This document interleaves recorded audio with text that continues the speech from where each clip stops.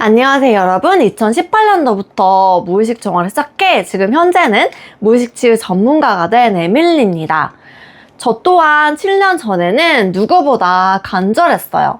근데 그 간절함이 오히려 독이 됐는지 진짜 뭘 해도 잘 안 풀리는 시기가 있었거든요. 그 당시에는 왜 그런지 몰랐죠.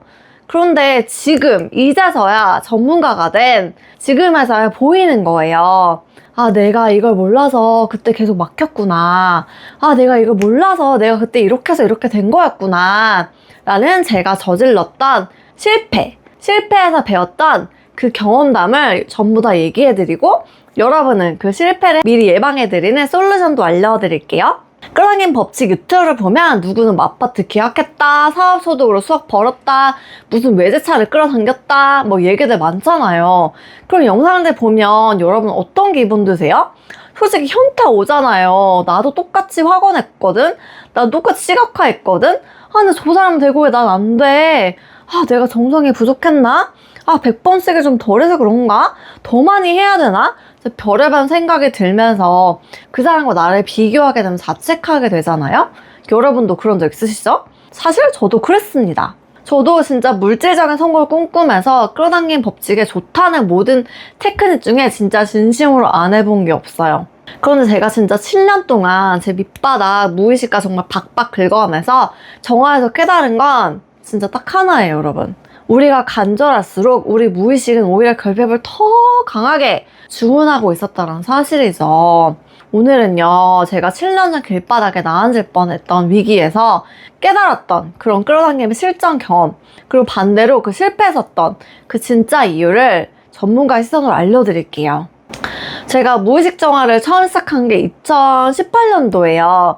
그때 생각하면 지금도 좀 암울한데요. 그때 제가 사업을 시작했거든요. 근데 너무 무서웠어요. 제가 영어학원 강사를 대학교 졸업 때부터 시작을 해서 뭐 파트타임 강사, 풀타임 강사, 교수부장, 팀장, 부원장까지 진짜 산전수전 경험하면서 맨 마지막으로 아 이제 난 준비가 됐어 라고 학원을 창업했거든요.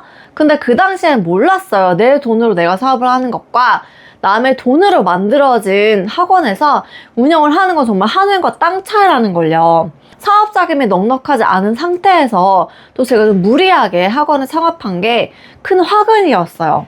그것 때문에 제가 불안함이 극도로 달했던 원인이었기도 하고요. 근데 더 큰 원인은요, 현실적인 자금보다 저의 불안함이었던 것 같아요. 그때는 몰랐어요. 내 내면의 결핍과 주파수가 현실을 어떻게 만드는 건지, 그 결핍이 어떤 형식을 창조하는지, 그 원리를요. 사업을 운영하는데 당연히 잘 안 풀렸어요. 그래서 여기저기서 사업 자금을 많이 끌어다 쓰게 되었고요. 대출도 당연히 엄청 많이 받았고요. 그럴수록 제 내면의 불안은 더 커지고 결핍은 더 커졌어요. 어느 날 진짜 다 퇴근하고 밤 10시가 넘어서 그 사무실에 이렇게 딱 앉아 있는데요. 책상 앞에 앞으로 내야 될 대출금 상환금 막 계산하고요. 아, 내일 당장 직원들 월급 줘야 되는데 그 월급 줄 돈이 없는 거예요. 월세는 또 밀려있지. 와, 진짜 내 쓸 돈 하나도 없지. 막 진짜 미치겠는 거야. 막 너무 자존심도 상하고요. 자존감도 너무 떨어지고요. 막 내가 너무 찌질하게 느껴지고요. 너무 열등하게 느껴지고요. 그렇다고 봤을 때 없는 돈을 내가 만들어낼 수도 없고 진짜 미칠 것 같더라고요. 그렇다고 내가 죽을 자신 없고 정말 직원들한테 월급 내일 못 주겠어요 라는 말하기가 돈이 없어서 못 주겠다라는 말을 하는 게 얼마나 정말 사장으로서 무책임하고 정말 민망해요. 솔직히 월급쟁이 입장에서 너무 짜증나잖아요. 그런 얘기 들으면. 그런데 여러분 안 좋은 일이 한꺼번에 밀려올 때가 있는 거 아시죠? 그때 사업을 진행하면서 돈 문제뿐만 아니라 가정 문제, 제 건강 문제, 법적 문제까지 진짜 쓰나미처럼 몰려왔어요. 진짜 완전한 코너 속에 몰려서 더 이상 물러날 데도 없었고요. 막 진짜 그때 죽고 싶었거든요. 그때 현실에서는 제가 외적으로 내 노력으로 할 수 있는 거는 진짜 완전 다 갈아 넣었어요. 진짜 할 수 있는 건 다 했거든요. 더 이상 할 수 없을 때, 더 이상 할 수 있는 게 없을 때, 뭘 해도 안 될 때, 더 이상의 노력이 부질없다고 느껴졌을 때 진짜 절망스럽잖아요, 여러분. 근데 그 순간 누가 제 지인이 저에게 우연히 끌어당김의 법칙이라는 영상을 링크를 줘서 이걸 한번 볼래? 라고 저한테 전달을 해준 거예요. 근데 그 당시에 저는 시크릿이란 책의 내용도 접한 적이 없었기 때문에 이런 거에 완전 문외한이었거든요. 그래서 그 영상을 봤을 때 뭔 개소리야, 말도 안 되라고 싶었어요. 근데 정말 이상하게 자꾸 제 그 깊은 내면에서 그 내용을 막 더 알고 싶어, 더 알고 싶어 하는 내면의 목소리가 들리는 거예요. 근데 사실 그 당시에 저는요, 그 내면의 목소리고 뭐 진짜 에고의 목소리고 그런 거 구분할 줄 몰랐거든요. 그래서 그때 그걸 알고 싶어서 지푸라기라도 잡는 심정으로 마음 공부와 끌어당김 책을 정말 100권을 넘게 읽었어요. 근데 제가 100권을 넘게 읽으려고 읽은 게 아니고요. 읽다 보니까 그렇게 된 거예요. 그래서 그제서야 뭐 진짜인가 싶고 조금 원리가 이해가 가더라고요. 또 제가 의심이 진짜 많아가지고요. 그래서 그렇게 100권 넘게 읽었는데도 사실 의심을 정말 완전히 거두진 않았어요. 그래서 내가 직접 한번 시도해보자 했거든요. 어차피 돈 드는 거 아니니까 믿져야 할 본전 아니야? 라고 생각을 했죠. 초심자의 행운이었을까요? 제가 한 일주일 정도 은행 대출이 나오는 심상화를 처음으로 아침 저녁으로 태어나서 한번 해본 거예요. 그때 제 상황은 사실 대출이 완전 풀이라서 1원도 안 나오는 상황이었는데요. 이제 대출 심사를 보러 서류를 다 준비해가지고 은행 창구에 이제 간 거예요. 그런데 기적이 일어났어요. 진짜 이게 정부 지원 대출 사업이었거든요. 저렴한 금리로 대출을 받을 수 있는 그런 상품이었어요. 근데 진짜 제가 대출 그거를 신청을 했을 때 몇 천만의 대출이 심사가 승인이 나서 정말 뚝 떨어진 거예요. 진짜 저렴한 금리로. 근데 그 심사를 보던 은행원 분이 저한테 뭐라 그랬냐면, 고객님, 제가 대출 업무만 수년을 했는데 이런 조건에서 이렇게 승인 나는 건 진짜 처음 봅니다. 사실 이런 상황이면 대출 승인 자체가 안 나거든요. 그래서 저가 그 말을 듣고 이거 진짜 기적이구나, 이거 끌어당기면 내가 진짜 만들어낸 거구나 라고 느낌이 진짜 딱 왔어요. 그런데 그 당시에는 제가 몰랐거든요. 전문가가 된 지금에서 알게 된 건데요. 사실 그때 그런 기적이 일어날 수 있었던 건 제가 제발 이렇게 매달린 게 아니라, 그러니까 너무 막다른 길이고 어떻게 하는 방법을 몰랐기 때문에 그 에너지를 툭 내려놓았기 때문이에요. 그 어차피 내가 할 수 있는 게 없고 믿줘야 본전이고 나는 우주에 맡길게, 신상 한번 해보지 뭐 라는 식으로 의도하지 않았던 그 내려놓음이 저항을 완전히 없앴다라는 게 핵심이었습니다. 욕심도 없었고 저항도 없었고 나는 내가 할 수 있는 걸 하고 우주에 완전히 내맡긴 거죠. 하지만 여러분, 제가 그 처음으로 정말 기적을 경험을 했잖아요. 그리고 나서 그 후에 제가 끌어당김을 안 해봤을까요? 더 열심히 해봤겠죠. 그래? 한번 이제 맛을 봤으니까 더 열심히 했을 거 아니에요? 그런데 줄줄이 제가 원하는 걸 다 이뤘을까요? 아니요, 이루어지지 않았어요. 진짜 제가 인생이 끝장나기 직전의 위기에서는 제가 효과를 몇 번 더 받긴 받거든요?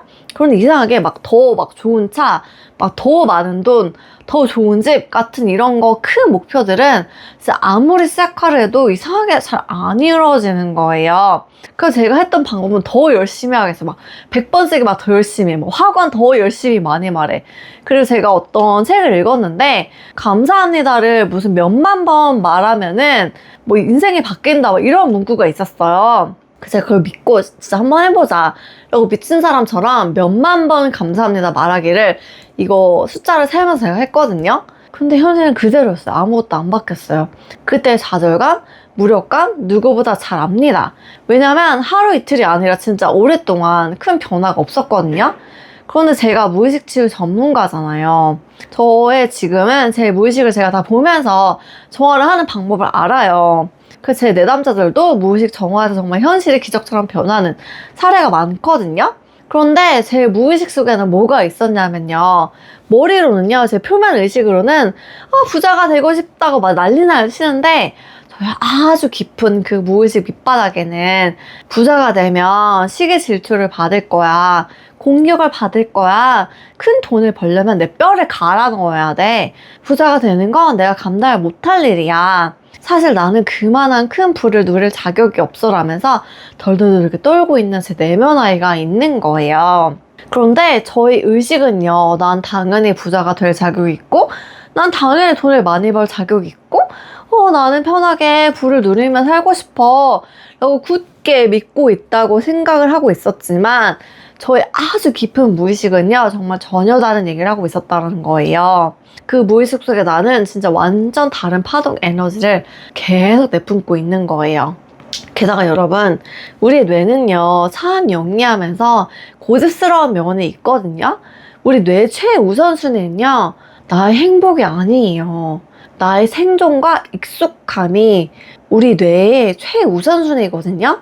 그래서 아무리 내가 가난하고 불행해도요, 내 입장에서는 이게 안전하다고 생각을 하면요, 나의 생존을 위해서 그 환경을 계속 고수를 해요.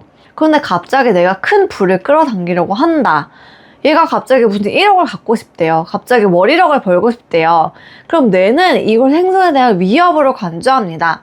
그래서 일부러 뭔가 악재를 터뜨리거나 내가 포기하게 만들거나 나태하게 만들어서라도 원래 익숙한 그 가난의 자리로 여러분을 끌어내리는 겁니다.